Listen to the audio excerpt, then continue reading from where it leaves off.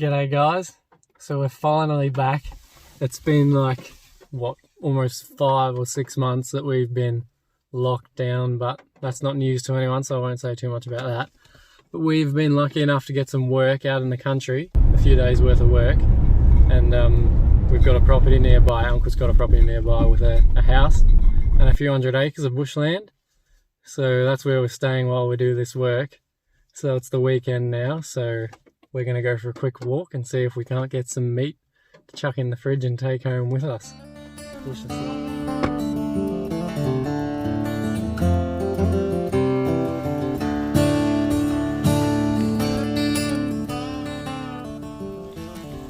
So, as expected, when I made it to this ridge line, the wind was just blowing straight in my back, right down into all this stuff down here where I want to hunt. So the plan is, we'll go in with the wind, we'll drop down, come up the other side, we'll walk across the wind, and then that way we're pushing into all fresh stuff that we haven't scented up yet. The weather's a bit horrible, so I don't know whether they'll be all bedded up, they'll be out feeding. We're about to find out.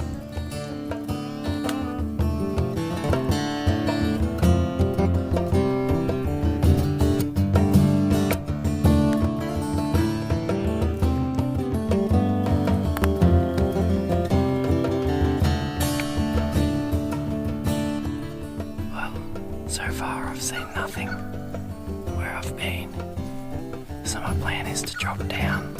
I'll first go across this ridge that I'm on and then drop down, and often when you spook them they run up this gully, so I think I'm going to drop into there and we'll see if we can spot any feeding out a bit later, or maybe even bed it up. Fingers crossed.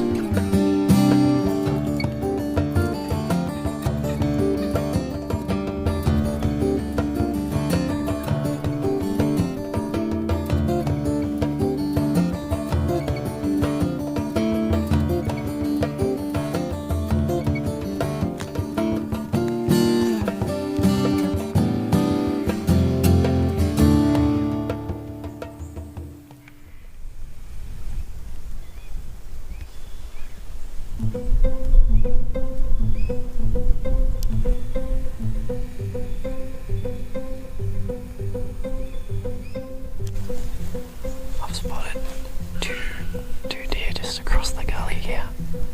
I think they're both spikers, so that's fine. We're after a bit of meat. I'm going to try and get a closer look at the bedded one. I can't really see what it is. I'd rather shoot a hind than a spiker, but we'll see. Good start.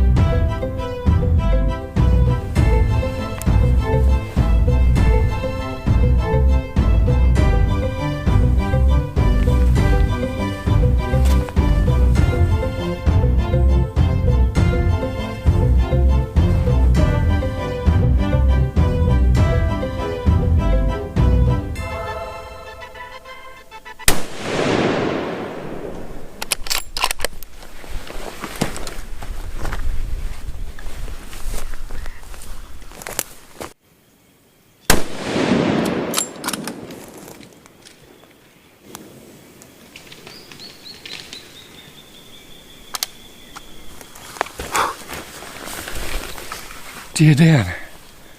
I think we got 2 into him. He's on the ground. I cannot hear anything. I should have put my earplugs in.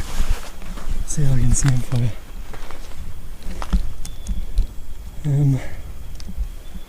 you. He's somewhere. He ran down after I got him the first one, and then he contoured. I gave him another one, and that was it. We'll go down and try and find him, eh?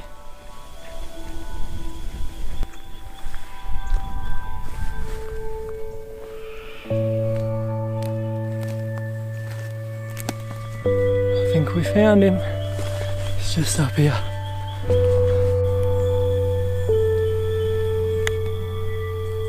is.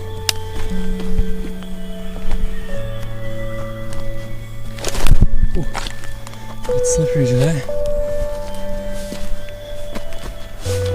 Perfect. Nice young spiker on the table. Now all the real work begins.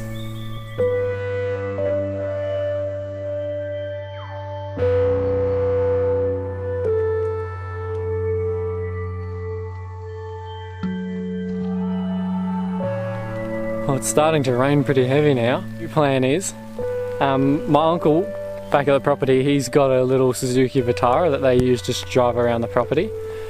And I'm probably, I don't know, 200-300 metres from the bottom of the property there. We're just going to cut him up here, carry everything down to where we can get the car to, and then we can go and pick it all up. Alright, so we're going to take back legs, front legs, back straps, and we'll get the tenderloins out too. Only thing I was concerned about, I gave him the first shot. That was good, that came in just under here, behind the front shoulder. And then he was stumbling, so I knew I'd hit him. And I had another shot opportunity, so I gave him another one on the run. And I reckon that one might have hit back straps. But we'll see.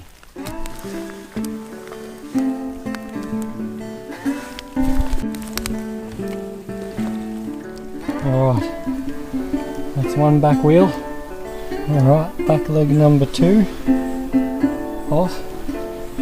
That front one, that second shot must have burst a bit of gut. Yeah, a fair bit of guts came out onto that leg, so I'll salvage what I can off it, but it's not worth risking all of it just for a small bit of meat. We've got the whole lot off now. We've got back legs in the bags, back straps, tenderloins, and the main cuts off the front legs in here. I mentioned I would show you that knife. There's the knife. Got Dear Diary on it. And iron and blades. Rob Herbert made it.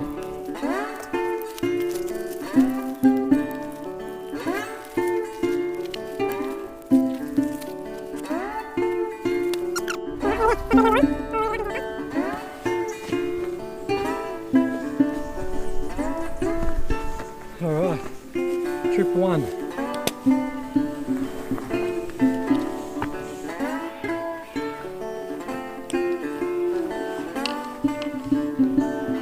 Last trip. Been pretty tired. I will be back because he's got cool little spikes. I reckon we can make use of those. Maybe a shift knob or something from the car. Thanks, little fella. He'll feed us for a long time. All the meat out. We'll run back to the house, get the car, and then we'll come and pick it all up.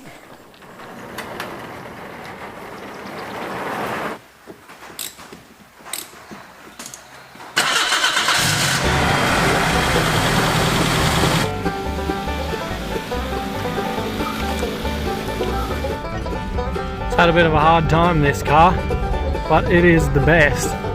Not real good in the rain considering there's no roof anymore. I don't know about those. Definitely would have been bogged already in the van. Alright, we made it. Let's get this back to the house. The first time we had seen his face was back in '84. It's a bit wet. Walked right into old O'Hare's, he robbed that little store. Sheriff tried to catch him. Tell you what, getting a deer is no easy task. We were up at 5:30 and I just looked now and it's 2 o'clock and there's still plenty of work to do.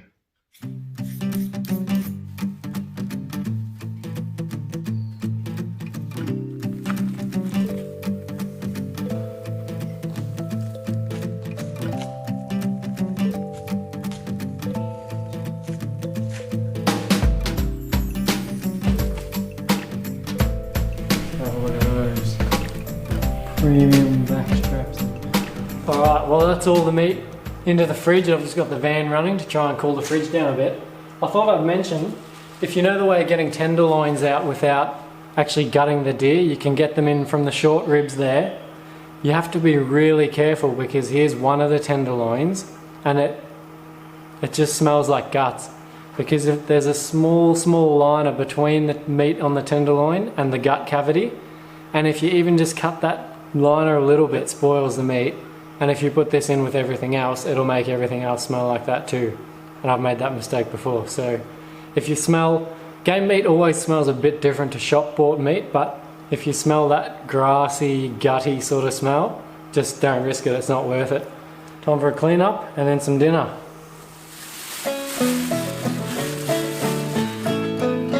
That should do the trick beautifully.